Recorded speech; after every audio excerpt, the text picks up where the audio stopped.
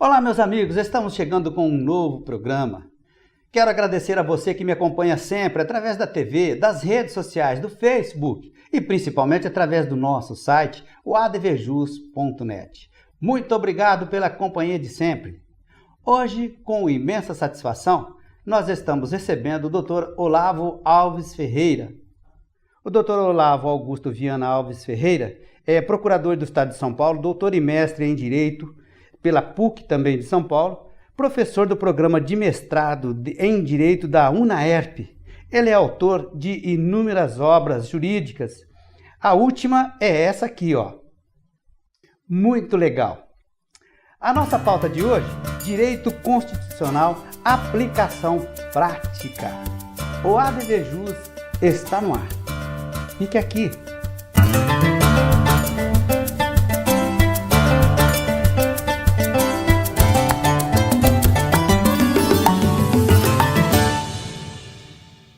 Doutor Olavo, que prazer imenso te receber. Fazia tempo que a gente estava aguardando a sua visita, doutor. Prazer é todo meu, Marco. Muito obrigado de participar desse consagrado programa que é o ADVJus e conversar com todos vocês. Doutor, o senhor é um professor conhecido aí de Direito Constitucional, uma das matérias que o pessoal que gosta de prestar concurso mais tem dificuldade, né? E a gente vai falar um pouquinho aqui a respeito justamente dessa pauta mais leve no início.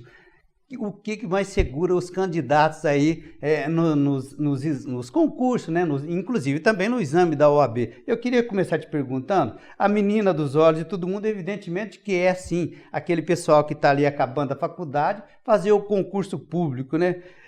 No seu caso foi a Procuradoria, doutor? Isso, Marco. Eu ingressei na Procuradoria com 23 anos de idade, em 1998, e numa fase que as faculdades tinham muita dificuldade com o direito constitucional, já que vivíamos há poucos anos da implantação da Constituição de 88. E muitos brincam que antes de 1988 nós não tínhamos direito constitucional, apenas uma teoria da Constituição. Hoje os concursos públicos são muito buscados pelos jovens que buscam a estabilidade. Eu acredito que mesmo com a eventual reforma da Previdência, esse perfil continuem a busca pelos recém-formados, porque aqueles que já têm mais uma estabilidade na carreira não têm mais aquele interesse em buscar os salários iniciais dos cargos públicos. Verdade. Doutor, agora sim, o profissional principalmente da advocacia, que ele quer dar um up aí na atividade, ele vai lá e faz um mestrado e tal, né? E o pessoal que está na faculdade, ele quer passar no concurso, ele se debruça aos livros, mas os cursinhos também ajudam muito. Os cursinhos são grandes facilitadores, eles facilitam a memorização, a compreensão daqueles temas que geralmente são mais difíceis. Hoje os professores têm uma didática muito grande, eles se dedicam a simplificar questões que são complicadíssimas, como por exemplo, estudar a eficácia e aplicabilidade das normas constitucionais. Doutor, o senhor vai deixar a gente curioso, fala um pouquinho então disso. Eficácia e aplicabilidade das normas constitucionais é um tema que foi tratado de forma ímpar pelo professor José Afonso da Silva, professor da USP, meu colega de procuradoria, um brilhante professor e que criou a classificação das normas constitucionais de acordo com a sua aplicabilidade. Elas podem ser de eficácia plena, contida ou limitada. E aí a dificuldade maior daqueles que estudam isso é diferenciar a contida da limitada. A contida ela é redutível, restringível, e a limitada ela só surte efeitos após uma norma posterior que lhe opere todos os efeitos. Hoje até o Zé Afonso já reviu essa classificação, porque ele condena as normas de eficácia limitada, que nós não podemos ter uma Constituição sem que todos os direitos surtam todos os efeitos. Tá certo. Tem lá o artigo 5º falando, né, doutor?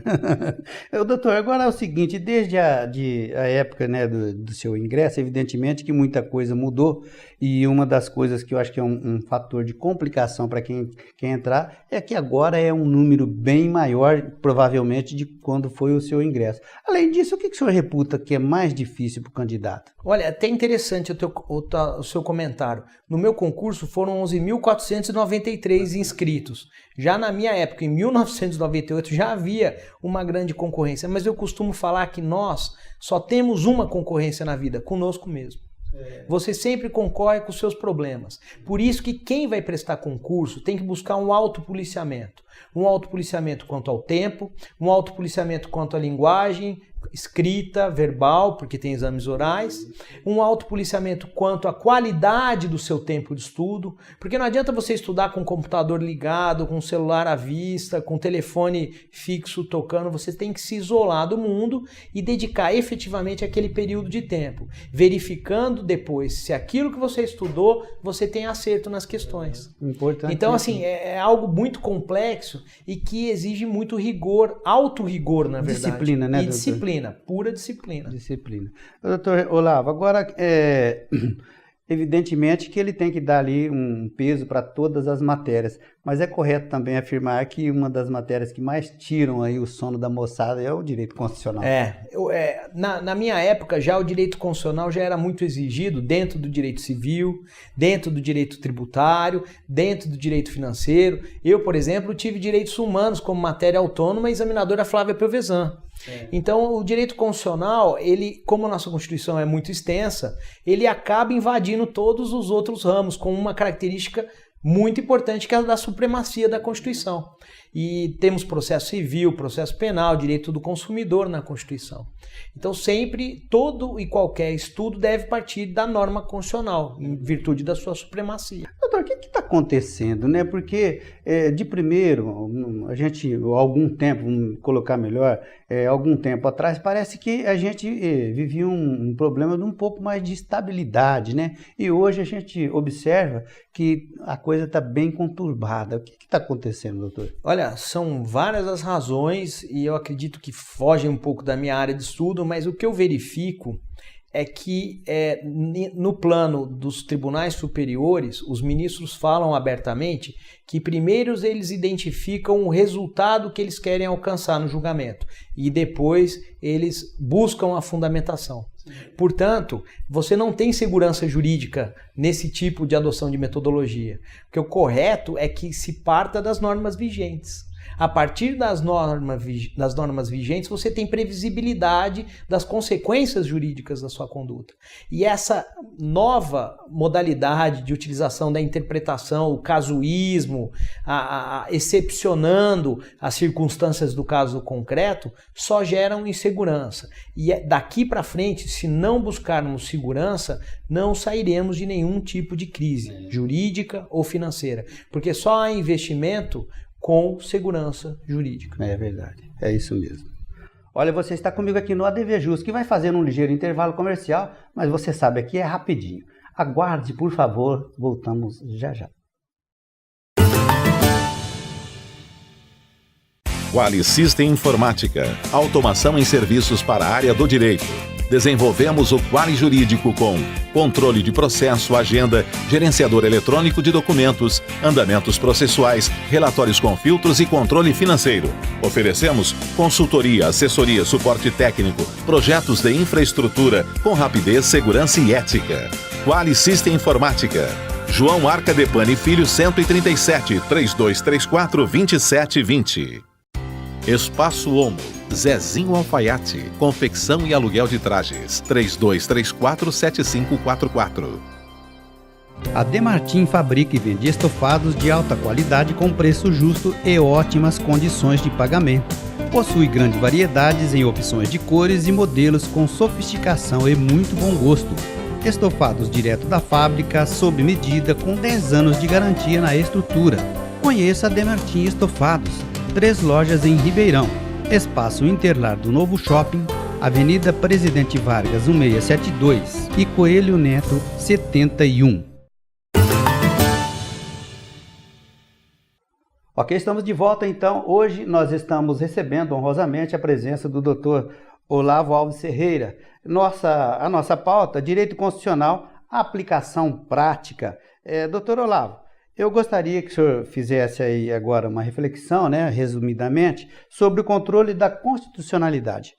Bom, Marco, o controle de constitucionalidade é uma grande garantia do cidadão. Ele nada mais significa que aplicar a Constituição na prática. As Constituições foram criadas para limitar o exercício e separar as funções, o exercício das funções públicas, limitando a atividade dos governantes, consagrando direitos fundamentais do indivíduo. Então, acabar com a escravidão, trabalhos forçados, pena de morte. Só que de nada adiantaria a consagração de direitos em normas dotadas de supremacia no topo da pirâmide jurídica se nós não tivermos mecanismos ou os instrumentos de aplicação dessa Constituição. E aí nós temos o controle de constitucionalidade, que nasce na modalidade difusa em 1803 nos Estados Unidos, pelo juiz John Marshall, no caso Marbury versus Madison, e aí dentro daquele litígio, daquela lide entre o Marbury e o Madison, o juiz John Marshall afastou uma lei e aplicou diretamente a Constituição. Certo. Agora que tem aqui uma questão que nos chegou, inclusive, doutor, pela rede social, né, pela internet. O que pode estar dando a origem a julgamentos que colidem, vez por outra, com a constitucionalidade pelas nossas cortes? Infelizmente, o próprio Supremo muda muito rapidamente os seus posicionamentos. O sigilo bancário, por exemplo, ele adotava um sentido da interpretação da Lei Complementar 105 de 2001, depois passou a adotar outro sentido, no sentido da que é constitucional a administração pública ingressar diretamente no sigilo bancário do indivíduo. Infelizmente, nós temos a necessidade, como eu já disse anteriormente, de uma estabilidade dos julgados da Suprema Corte, evitando decisões conflitantes, porque daqui a pouco nós vamos começar a ter muita ação rescisória, principalmente com a previsão do novo Código de Processo Civil, no sentido de que o prazo da ação rescisória, quando o Supremo declara a inconstitucionalidade, começa a ser contado da declaração de inconstitucionalidade. E veja que esse parágrafo do novo Código de Processo Civil nem foi aprovado no Senado. Nem aprovado no Senado ele foi. Portanto, é um vício do processo legislativo, uma inconstitucionalidade formal, sem prejuízo da inconstitucionalidade material, porque acaba com a segurança jurídica. Então, aquela coisa julgada que está parada por 20, 30, 40, 50 anos, ela pode ser rescindida porque o Supremo modificou seu entendimento sobre via ação rescisória. Via ação rescisória. Isso é um absurdo, acaba com a segurança jurídica, e 3 ministros, pelo menos, já num julgamento do ano passado, já não quiseram assumir o compromisso de declarar esse dispositivo constitucional. O Barroso, Celso de Mello e Carmen Lúcia. Puxa vida, os 3. Doutor, agora, qual a alteração relevante, né? Nós falamos aí do novo Código, né? Qual a alteração relevante no novo Código de Processo Civil no controle difuso que repercutem para o advogado no exercício profissional? Uma alteração interessante que nós podemos mencionar diz respeito à causa de pedir aberta no recurso extraordinário. Há um precedente do Supremo Tribunal Federal anterior ao Código de Processo Civil de 2015, no sentido de que não é necessário e o Supremo pode declarar a inconstitucionalidade por fundamento diverso daquele que consta no recurso extraordinário. Mas vocês devem estar se perguntando, e o pré-questionamento? O Supremo dispensou expressamente o pré-questionamento nesse precedente. E o Código de Processo Civil tem um dispositivo específico prevendo que, caso o Supremo entenda o caso, ele pode declarar a inconstitucionalidade num recurso extraordinário, mesmo que não exista aquela alegação, já que o Supremo é guardião da Constituição inteira, conforme diz o artigo 102 da Constituição. Certo, é isso mesmo. Então, agora, em matéria penal, né, doutor, perante o STF, né, o STF adota qual critério de contagem de prazo, doutor? Isso é um daqueles casos que você acabou de se referir. É uma pegadinha. Sem Sérgio Malandro. Por que é interessante essa questão do critério adotado pelo Supremo quanto à contagem de prazos no processo penal? Porque a primeira turma tem uma posição e a segunda turma remeteu ao plenário. Ou seja, a primeira turma já decretou que o recurso era intempestivo, dizendo que não se aplica o CPC, o critério de contagem em dias úteis. Já a segunda turma diz que a questão é tão relevante e remeteu ao plenário. Como é que fica a situação daquele sujeito que foi o caso da primeira turma? É o caso de uma revisão criminal se o Supremo modificar. O melhor seria que o legislador adotasse o critério de contagem uniforme. Dias úteis é uma forma muito mais justa de você cumprir um prazo processual. É verdade. Doutor, eu gostaria que o senhor fizesse uma breve reflexão, um pouquinho também mais aprofundada aí, de alguns, pegando esse bojo todo que a gente já falou aqui, falasse um pouquinho da aplicação prática do direito constitucional, né? Mas também olhando para aquele lado, para aquelas pessoas que não têm esse entendimento já, aquela base constitucional, pensamento formado, principalmente aqueles que vão prestar aí o exame da ordem ou vão fazer um concurso, doutor? É imprescindível conhecer o texto da Constituição, até você que não tem formação jurídica, porque a Constituição é a norma mais importante do país, porque toda norma deve respeitá-la. A norma que não respeita a Constituição, ela é considerada inconstitucional e, portanto, nula. Então você tem que ter acesso, e você tem acesso facilmente, ao texto da sua Constituição, e lá você tem vários direitos, e você tem que conhecer a Constituição inteira, não só o artigo 5º, que são dos direitos fundamentais. Mas, Marco, é uma questão muito interessante que poucos tratam e que envolve tanto aqueles que não têm formação jurídica, diz respeito à necessidade de mudarmos os critérios de escolha dos ministros supremos. Nós não podemos colocar só alguém que é de confiança do Executivo e passa por uma simples sabatina do Senado. Nós temos que pluralizar a composição do Supremo Tribunal Federal, não eleição, porque teríamos campanha, dinheiro, não estou falando disso. Nós temos que ter um percentual de juiz de carreira, um percentual de advogados, um percentual de membros do Ministério Público, professores, uma composição plurima, né? E não só dedicada nas mãos do chefe do executivo, porque o chefe do executivo tende a colocar aquele que ele confia, e amanhã essa pessoa que dará a última palavra sobre tudo no direito constitucional brasileiro. Verdade, infelizmente ainda é assim, né? Olha, meus amigos, nós vamos continuar falando de direito constitucional, sim, no próximo bloco com o Dr. Olavo, mas ele vai dar para você um recadinho importantíssimo. É um curso que ele é o responsável do curso de especialização em Direito Constitucional. Você vai ficar por dentro já já. Fique aqui conosco, nós vamos fazer mais um intervalo, mas voltamos já já. A Demartim fabrica e vende estofados de alta qualidade com preço justo e ótimas condições de pagamento. Possui grandes variedades em opções de cores e modelos com sofisticação e muito bom gosto. Estofados direto da fábrica, sob medida, com 10 anos de garantia na estrutura. Conheça a Demartim Estofados. 3 lojas em Ribeirão. Espaço Interlar do Novo Shopping, Avenida Presidente Vargas 1672 e Coelho Neto 71. Espaço Omo, Zezinho Alfaiate, confecção e aluguel de trajes, 3234-7544. Quali System Informática, automação em serviços para a área do direito. Desenvolvemos o Quali Jurídico com controle de processo, agenda, gerenciador eletrônico de documentos, andamentos processuais, relatórios com filtros e controle financeiro. Oferecemos consultoria, assessoria, suporte técnico, projetos de infraestrutura com rapidez, segurança e ética. Quali System Informática. João Arcadepani Filho 137, 3234-2720. Legal, estamos de volta então com o ADVJus. Hoje, você sabe, nós estamos recebendo o procurador aqui do Estado de São Paulo, Dr. Olavo Alves Ferreira. A nossa pauta é Direito Constitucional, aplicação plena. Doutor, qual é a posição do Supremo Tribunal Federal, né, no quesito lá, decisão no plenário virtual? A posição do Supremo, fixada até o ano passado, é no sentido de que, a partir do momento que ele decide no plenário virtual que há repercussão geral, essa questão poderá ser rediscutida no plenário físico. Poxa. Então existe o plenário virtual, que os ministros discutem e decidem se há repercussão geral já remete para o pleno, mas o fato de ter decidido no plenário virtual não vincula a decisão no plenário físico. Portanto, o advogado que entrega memoriais, o advogado que faz sustentação oral, ele deve alegar novamente a ausência de repercussão geral, porque aí o Supremo às vezes pode matar o recurso no nascedouro. Tá certo, é isso mesmo.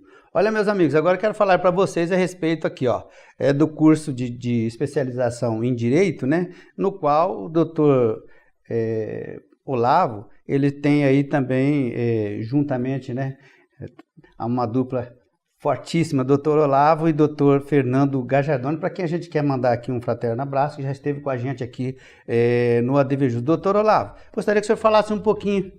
Perfeito, Marco. Obrigado pela oportunidade. Foi com grande prazer que eu e o professor Gajardoni, um grande amigo de longa data, nós recebemos o convite da reitora para montar 5 cursos de especialização em Direito na UNAERP. São cursos presenciais, algo raro hoje em dia, com grandes nomes do direito. Nós teremos um curso de penal e processo penal, um de trabalho e processo do trabalho, um de direito notarial e registral, um de direitos difusos e coletivos e um de direito público. Eu convido a todos para acessarem o corpo docente no site da UNAEP.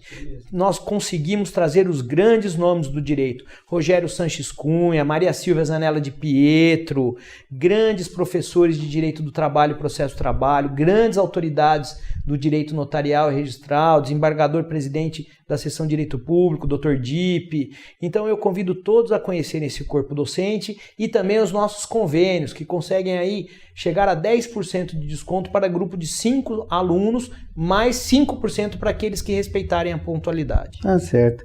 É isso mesmo, gente. Nós estamos recomendando, ok? Eu quero pedir licença agora para o Dr. Olavo para chamar aqui o ADV especial. Veja. Olá, meus amigos.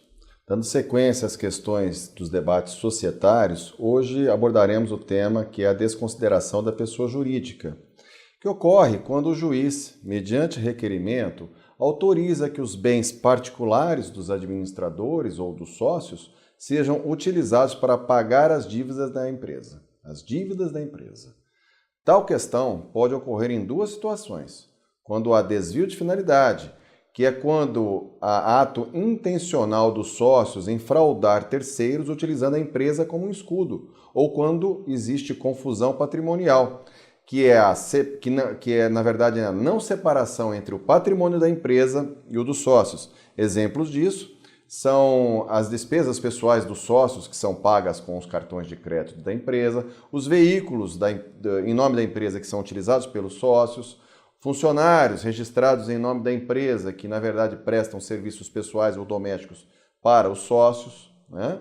E a desconsideração da personalidade jurídica, ela não tem por finalidade a invalidação do ato constitutivo da sociedade, que é o contrato social, tampouco a dissolução da sociedade, mas apenas declarar a ineficácia daquele ato realizado em nome da sociedade. O novo Código de Processo Civil possibilitou recentemente o contraditório quando há essa discussão no processo, podendo inclusive o demandado produzir prova antes que seja exarada qualquer ordem judicial que possa comprometer o seu patrimônio. Contudo, deve-se tomar cuidado para não se perder de vista a excepcionalidade que envolve a aplicação desse instituto, visto que somente se poderá utilizar do mesmo quando devidamente comprovadas as circunstâncias previstas em lei. Assim, entendemos que o judiciário deve ter muita cautela ao autorizar a desconsideração da personalidade jurídica, uma vez que pode não ser o caso da utilização do referido instituto, seja por não estarem presentes os seus pressupostos, qual seja o desvio de finalidade ou a confusão patrimonial, ou ainda por tratar-se de um caso que nem caberia a sua utilização, justificando, portanto, uma maior atenção e reflexão ao assunto. Voltaremos em breve com novos temas relevantes de direito societário. Muito obrigado e até lá! Ok, obrigado, doutor. Mais um ADV especial. Veja.